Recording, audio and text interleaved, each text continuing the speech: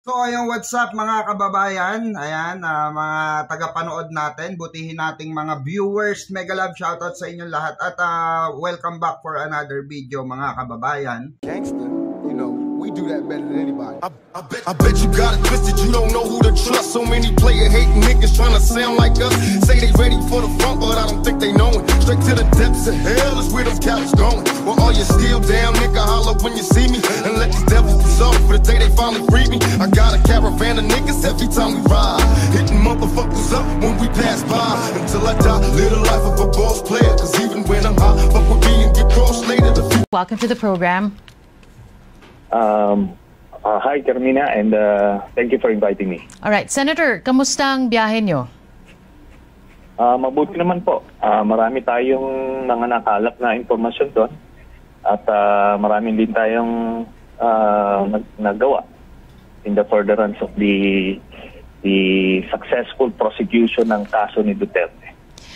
What exactly did you do there, and who asked you to go to The Hague?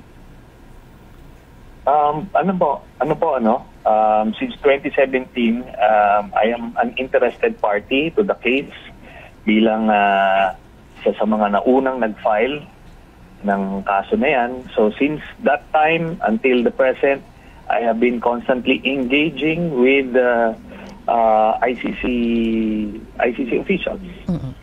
So yan po yun. Mm-hmm. Of course, habang nandun kayo, I'm sure nababalitaan nyo din kung ano-ano yung mga impormasyon na kumakalat po dito sa Pilipinas.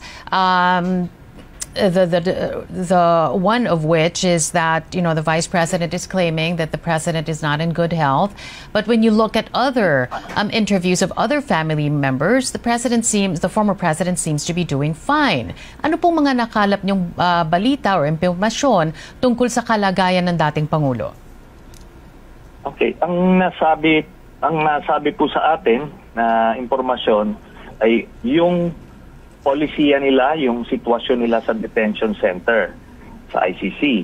So meron silang medical team dun sa loob, tapos merong ambulansya naka-standby sa labas, yung hospital 5 minutes away. Kahit na anong medical emergency, sinisiguradong makakapag-responde sila. At ang sitwasyon nila doon ay hindi ito selda-selda, no? Parang country club lang ito. So may komportable silang kwarto, may banyo sa loob, may common facility sila, may kitchen sila, may recreational areas. So lahat ng pwede nilang gawin para maglibang, meron doon. Tapos meron access si Duterte sa kanyang pamilya 24/7 sa telepono. Tapos wala ding limit ang bisita sa kanilang kay Duterte. Kaya re-reviewin niyo yung mga interview nila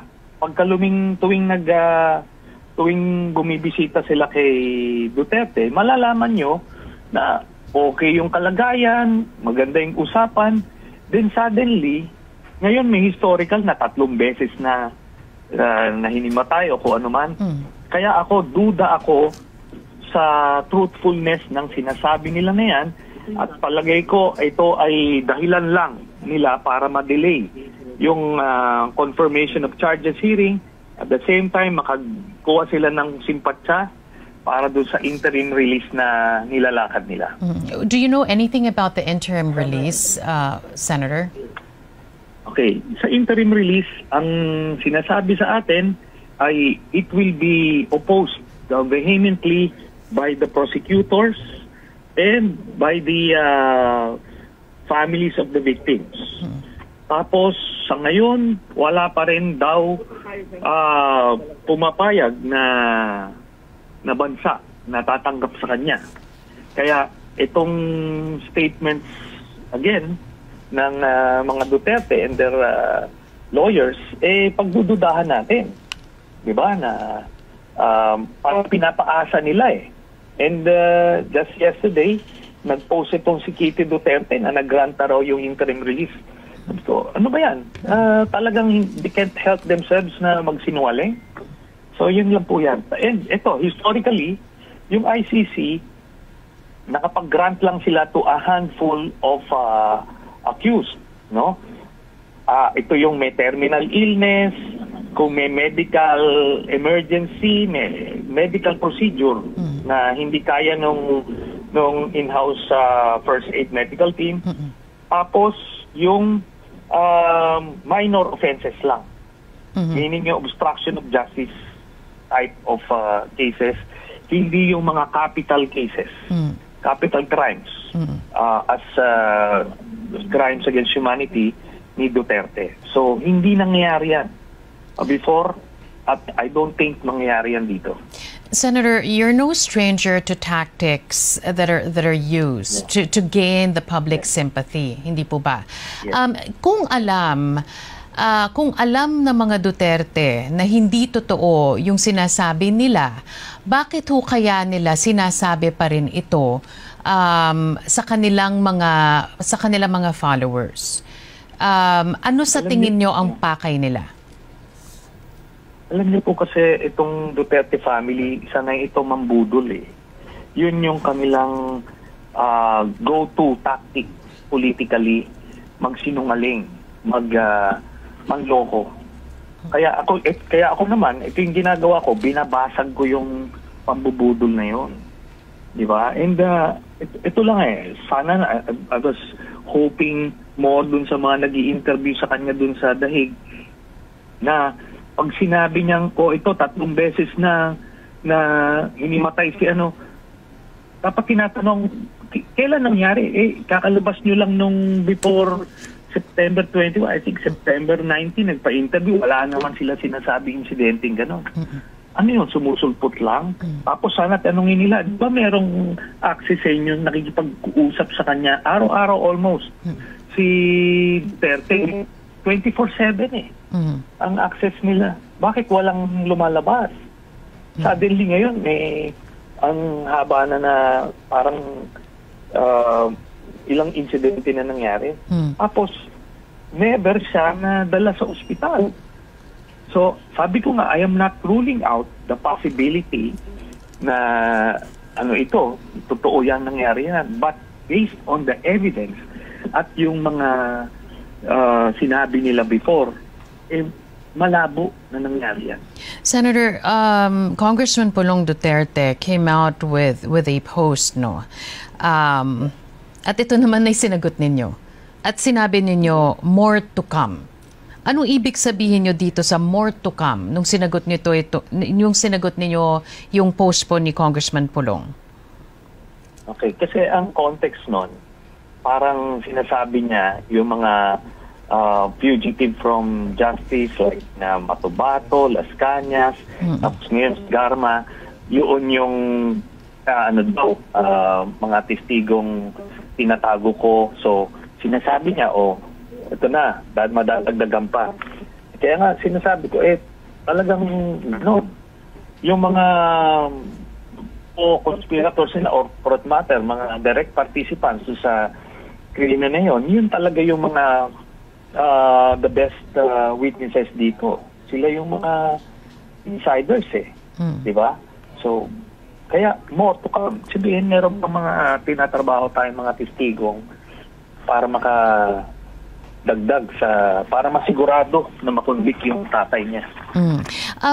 Hindi nyo rin po kinukubli yung tunay ninyong damdamin. Pagdating naman po kay Baguio City Mayor Benji Magalong, pag may mga post, ito'y ina-amplify nyo pa kung ito'y laban kay Baguio City Mayor Benji Magalong. Bakit na lang po ganun ang saloobin ninyo laban dito kay Mayor Magalong, Senator? Kasi alam ko na maka-Duterte siya and alam niya and he admits it and hindi pwedeng papasok ka sa ganyang body na supposed to be independent na poproteksyon mo yung mga Duterte. Kaya nga kita mo, kahit if you review any statement ni Mayor Magalong, may isang beses na mention niya ang mga opisyal na malapit kay Duterte at kay Duterte mismo. So, ngayon, ang posturing na parang crusader Teka muna, sabi ko nga, babasagin ko yung mga ganyan. Ang punot dulo ng mga problema ng bayan ngayon na malala, ano, yung pinakamabibigat na problema ng bayan galing sa mga Duterte. Sila nagtayo ng mga sindikato na yan. Whether sa corruption, whether sa drugs, krimen, kung ano man, sila yan. Ngayon, kung ikaw, politik pa na sa stature ni Mayor Magallo, tapos ina-admire mo siya, then there is something wrong with you. Kaya hindi pwede anybody who is linked closely with the Dutertes, ano na yan, red flag na yan. It's funny Kaya, that you mentioned... Inumulat ko lang yung tao na mapapadala sa mga ganyan na style kasi, yeah. It's funny that you mentioned that because the same is being said about the former House Speaker Martin Romualdez. Kayo ho ba'y naniniwala? Kasi ang kakasabi niyo lang po, lahat ng problema nagmula sa Duterte. Kahapon po, sinabi ni former Senate President Francis Escudero, the same thing, pero iba po ang pangalan, si former House Speaker Martin Romualdez. Ano po ang pananaw niyo dito? Well, if the evidence, yun po may witnesses at mga dokumentong lead to that, then by all means, pursue that. Yun ang dapat, di ba? Where the evidence will take you. Pero kung kasi sa akin, nung nagsalita ako against the Dutertes, kasi remember, 2019 ako last natapos sa Senado. Wala na ako, nasa private sector na ako since then, hindi na ako privy sa mga public documents, ako anuman. Pero nung ako nag-akusa laban sa mga Duterte, sinailang ko sila ng kaso. Whether sa ombudsman, sa ICC, sa korte, lahat. So kumbaga, I walk the talk, diba? So if we don't see the same from Senator Escudero, what will that tell you? Anong ibig sabihin nun? Ibig sabihin nun, it's all talk. Hindi kailangan, dapat nagkakalat na siya ng ebidensya kasi senador siya, is in a position to get witnesses, get documents, then file the case. Di ba? Kung ginawa ko yun eh. I was there. It was a long job. Talagang bugbugan ng labanan nun. Pero nakakalat ako ng ebidensya laban dito. Kila Bongo, kila Duterte, kung sino-sino pa. Sabi, pinail natin. Ganun lang yan. That's how you do things. Yeah. Meron din hong ibinabato sa inyo na kayo po'y, for lack of a better term, pakawala ng mga Marcos. Na kayo po ay sumusunod lamang sa kung anong utos ng presidente. What's the truth behind that, Senator? Anong basis na yan? Ganun na lang.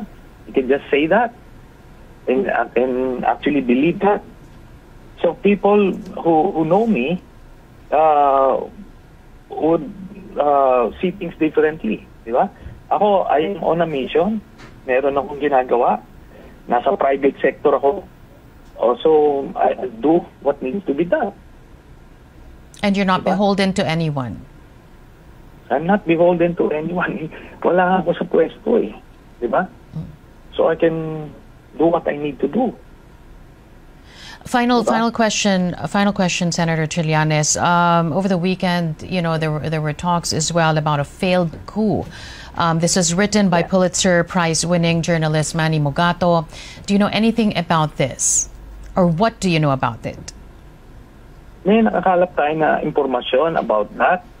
So, masasabi lang natin that it's an active threat. At pag nagkaroon ng political opportunity, yung mga nagpaplano niyan, baka mangyari yan. Kaya kailangan vigilant yung mga security agencies natin about it. So, they're determined to grab power para makabalik sa pwesto itong mga Duterte.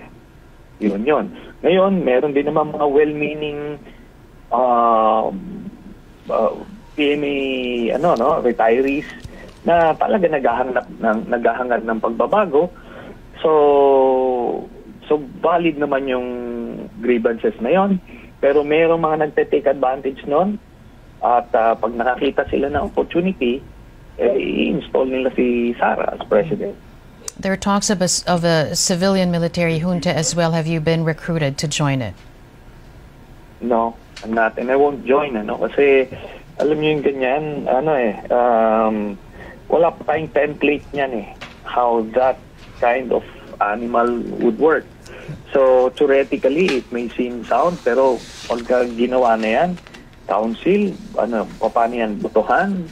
How does it work? Magulo yan. Kaya, hindi siguro, kaya yun ang reason kung ba't hindi natutuloy dahil hindi pa nag-agree sa post-scenario yung mga players na yan. All right, we're going to have to leave it at that. I understand that you're rushing to another meeting. Thanks again. Former Senator Antonio Trillanes talking to us on the phone. Maraming salamat po. Salamat. Gangster, you know, we do that better than anybody. I bet you got it twisted, you don't know who to trust. So many player hating niggas trying to sound like us. Say they ready for the front, but I don't think they know it. Straight to the depths of hell is where them cowards going. Well, all you still down, nigga, holler when you see me. And let these devils dissolve for the day they finally free me. I got a caravan of niggas every time we ride, hitting motherfuckers up when we pass by. Until I die, live the life of a boss player.